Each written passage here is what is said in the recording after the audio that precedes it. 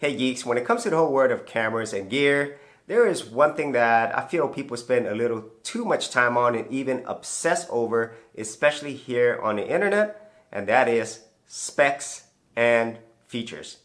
And so if you spend any time here on YouTube, especially on these gear camera channels, and you look at their comment section, you'll see that a lot of people spend time talking about specs and features, how this camera has this camera doesn't have this, and that's really all they spend their time on talking about. And so that's what I want to focus on today. So let's go ahead and start off with the technical features, because this is very, very important, but it is not the most important feature, and you'll see what I mean by that. And so whenever I started this, I was using my Sony CyberShot compact camera, and it was good for the time, but eventually I upgraded to my HTC One Android smartphone, and wow, that was so much better than my Sony CyberShot, and it became my primary camera for both photography and videography, and I even used that as my video editing studio as well. And then over time I got many other smartphones, and eventually I got my first real camera, and it was this right here, the Panasonic G85 Micro Four Thirds camera.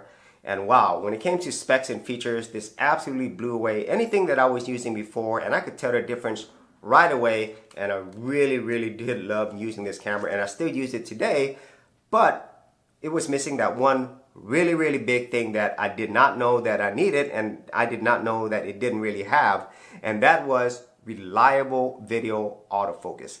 This does have autofocus, but it is just not good, and I would say unusable for my needs. And so for 99% of the time, I would use manual focus.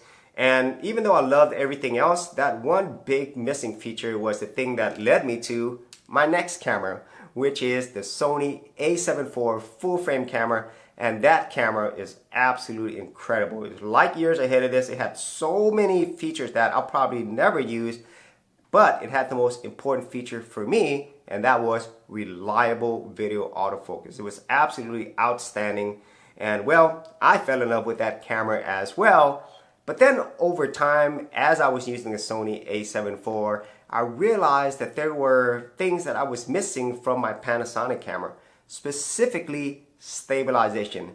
Because for me, a lot of my videos, I am outside, I am vlogging, and so stabilization is really important to me. So even though the Sony A7 IV had amazing video autofocus and so many other features, that thing and a few other things really made me, well, miss Panasonic, and was hoping for a Panasonic camera that also had really great video autofocus. And well, that day came whenever the Panasonic S5 II, S5 IIX, and eventually the G9 II was released, and also the upcoming S9.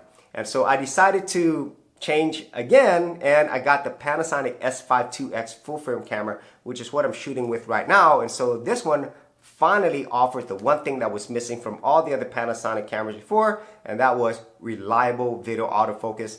And at this point, I absolutely love this video autofocus system. It is so much better than anything Panasonic has ever done before.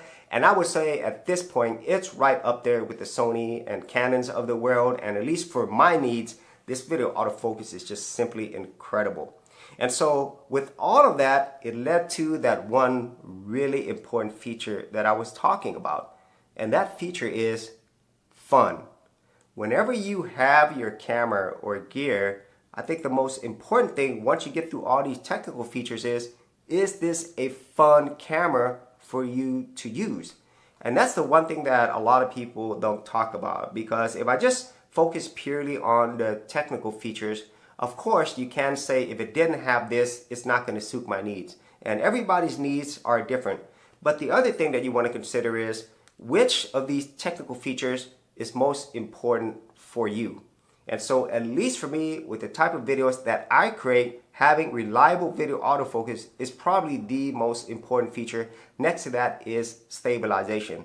And both of those things affected my fun factor. And even though I had something like the Sony A7 IV, which is an absolutely incredible camera, because of things like stabilization and some other features that the Panasonic had, it affected my fun factor, and well, I didn't create as much.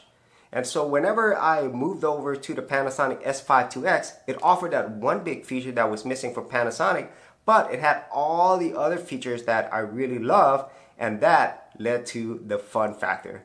And at this point, I've used this camera so much, I've created so much in such a short period of time, and there's really not much else that I could really complain about when it comes to the technical specs and features, because they suit my needs and it is fun to use. And that's the one thing that I really feel that if you are looking for a camera, then you should definitely look at the technical specs and features and see whether or not it offers what you need and what's most important to you. And then go ahead and get it and use it, or even try it out before you buy it. You know, do whatever research that you need to do, and then enjoy the process of creating. Focus on that. And that's where I feel like a lot of people don't spend enough time on. Once you get the right camera for you, how is it to use? Is it fun to use? Are you creating? Because at the end of the day, these are what these tools are used for. And if you spend all your time, or most of your time, obsessing and focusing on specs and features, then, well, you're not going to be creating as much. And that to me doesn't sound fun at all. And so I'll just leave it at that. So if you actually had any thoughts on this, be sure to leave in the comments area below. And if you did want to see more of my camera tutorials, tips, tricks, and thoughts, I do have an entire playlist. I'll leave that in the description area below. So as always, if you did get value out of these videos, be sure to share, like, and subscribe. And I'll see you on another episode. Hey geeks, if you are a brand new creator and you simply want something easy to get you started, well, I got something for you with my Creator Starter Kit. This is a super simple step-by-step guide that's going to take you from having no channel to developing your very first YouTube channel, along with ideas, thumbnail designs, and other creator tips, including marketing. And the best part is, all of this is free. Simply head over to the link below, check out my page, and get started creating.